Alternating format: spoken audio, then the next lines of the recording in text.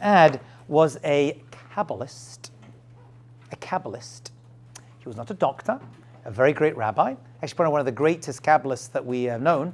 A lot of his commentary and thoughts and teachings were from Kabbalah.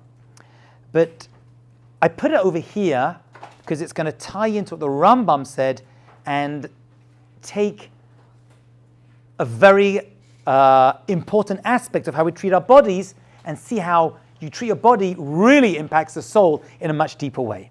So let's look at this very famous Ramban, and it is found in the Parsha of Kadoshim.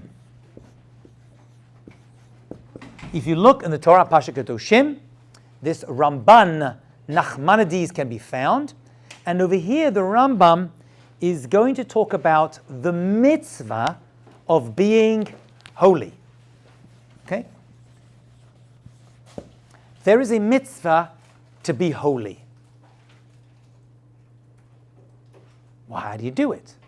So comes along a very famous machloket, dispute between Rashi and the Ramban,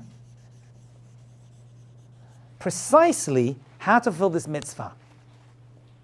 And actually, based upon this discussion, we're going to see which one of them tells us that this mitzvah to be holy is actually one of the 613 commandments.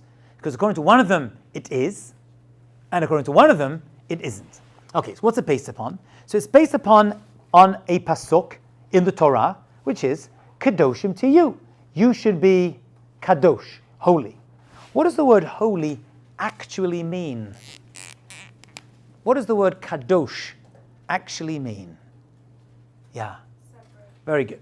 The word Kadosh, Kadoshim is plural, means separate, apart, sometimes elevated, but not necessarily, and sometimes lowly. To separate things out.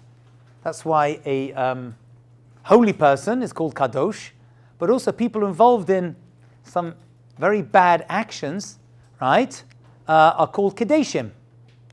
Prostitutes, for example, have that word. Weird, the same word would apply. But they say because it means separate, apart, distinct, not the same. A person can separate themselves for good things, or they can separate themselves for licentiousness. Good word, bad thing. Okay, so let's have a look at the Ramban. The Ramban's opinion is going to differ from Rashi.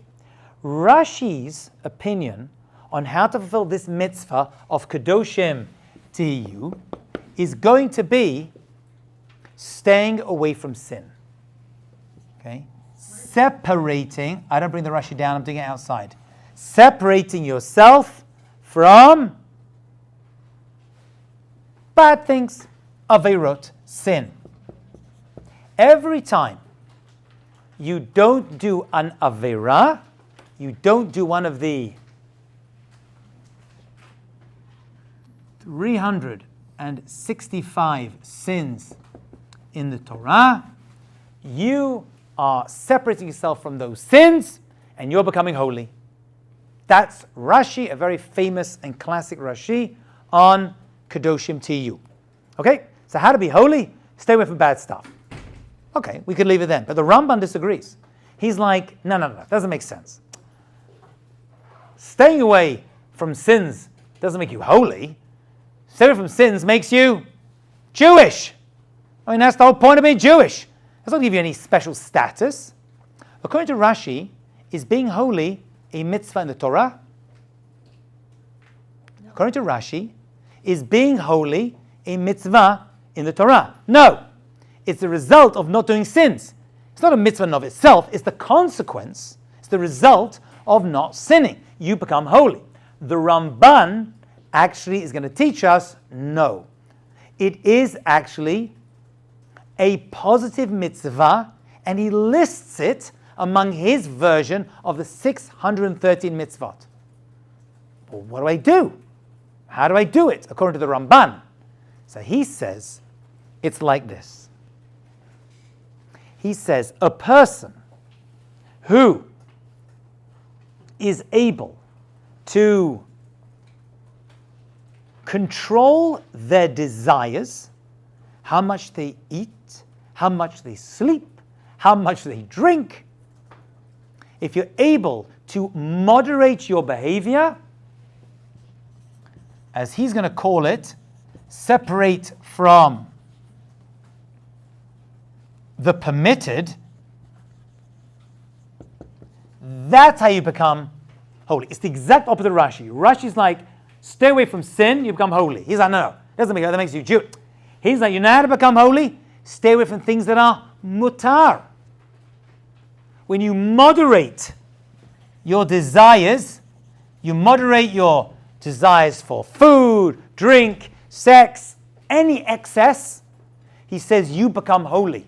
Moderation, says the Ramban, is what gives you the special. And when you do that, you're actually fulfilling your own mitzvah, which means a person could have the kosherest pizza made from holy dough.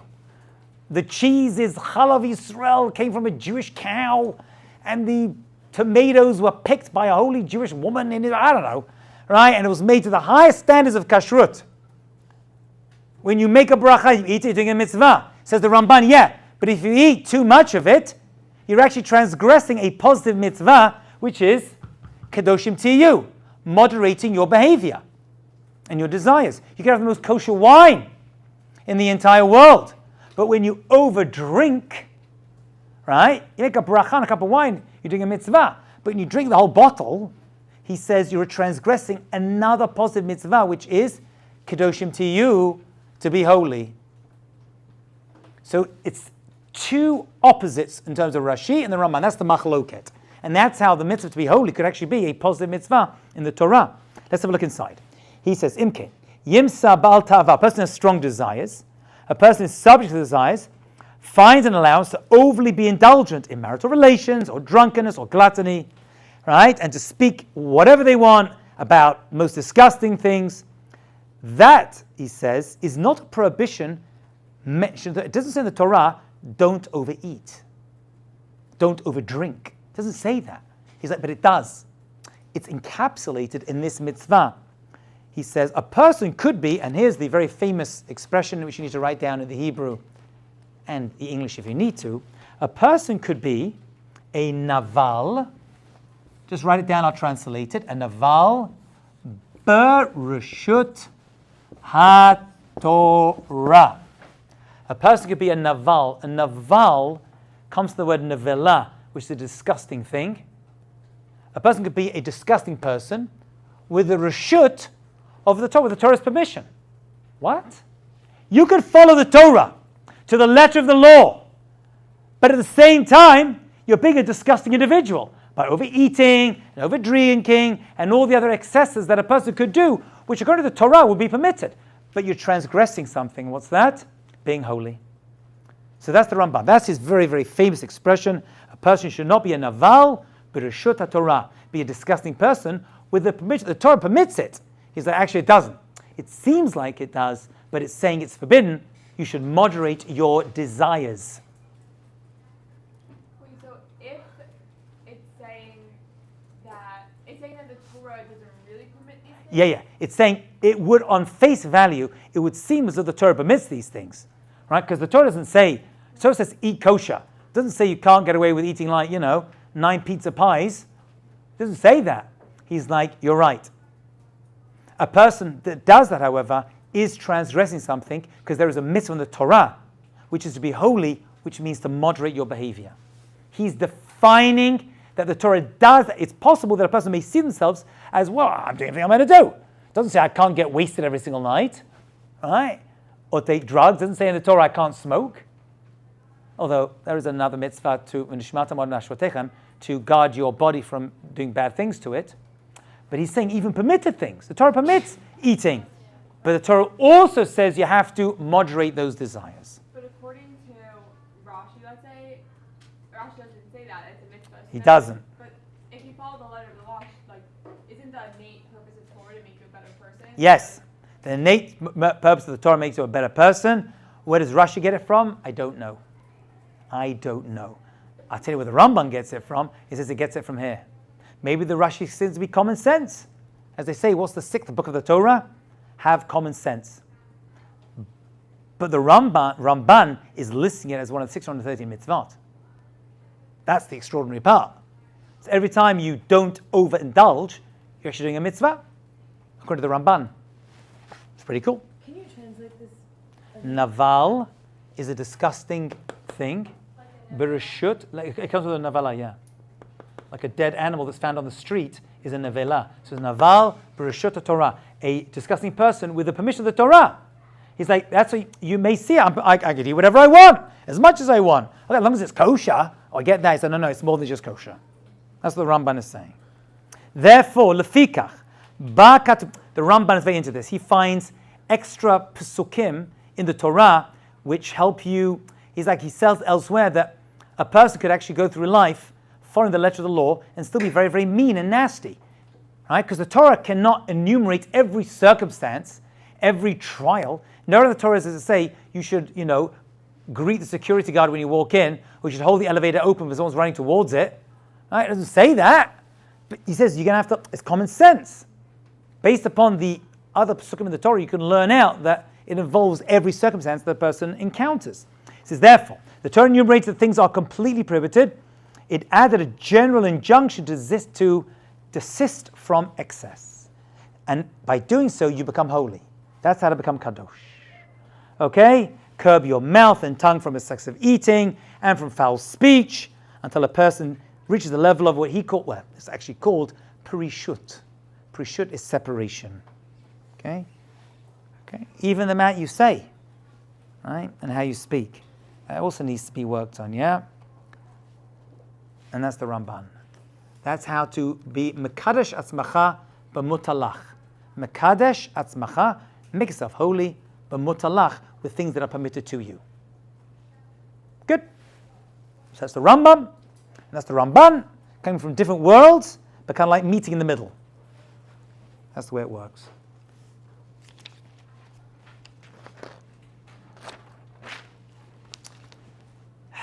Questions, thoughts, comments? This class went faster than it usually does. Yeah. Can you just repeat the phrase and the translation again? So he says a person should mekadesh atzmacha mutar lach. He says you should make yourself holy. By the way to do that is by doing things that are permitted to you, not which are forbidden to you. Because that's a given. But holiness comes from an extra layer of moderation in all of our desires, which we already discussed is a constant battle. That's the milchama that we discussed last class of the Ramchal and the Kli Yakar. Yeah. Is that quote the thing That's the Ramban. The Ramban? Ramban. Kadesh Asmacha B'mutalach. That's his. I think so. Statement. Yeah. Here comes the Gemara. I don't know. I don't remember it, but I know that he quotes that a few times. I had a head of my yeshiva who was very into the Ramban, and he once made me go through every single Hashkafa Ramban and gave me a book and then tested me on it. That was when I was a good student.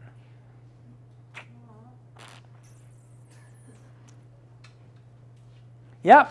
Questions, thoughts, comments, health, exercise, running, pickleball. All right, so the next part is a whole lengthy discussion. We're going to jump back into the soul next class. And we'll discuss it then. Just someone please remind me next class, because I didn't write it down. If there's someone going to remind me next class. One second, two things. 1 second, slow down. Number one, we need to discuss how body and soul actually reflect each other. Someone write that down to remind me about that. That's a very important analogy I want to give you. If you haven't paid for your course books, please do. And there will be no remote instruction from me this semester. There are a few in your calendar which are remote instruction. I don't do remote instruction anymore. I still have PTSD from COVID, so that's not happening. So if you see it in the calendar as remote, there's no class. Good? Yeah, remind me that next time. I mention that. Something very important. Have a great day, friends. Be successful. Kol tov. Yalla bye.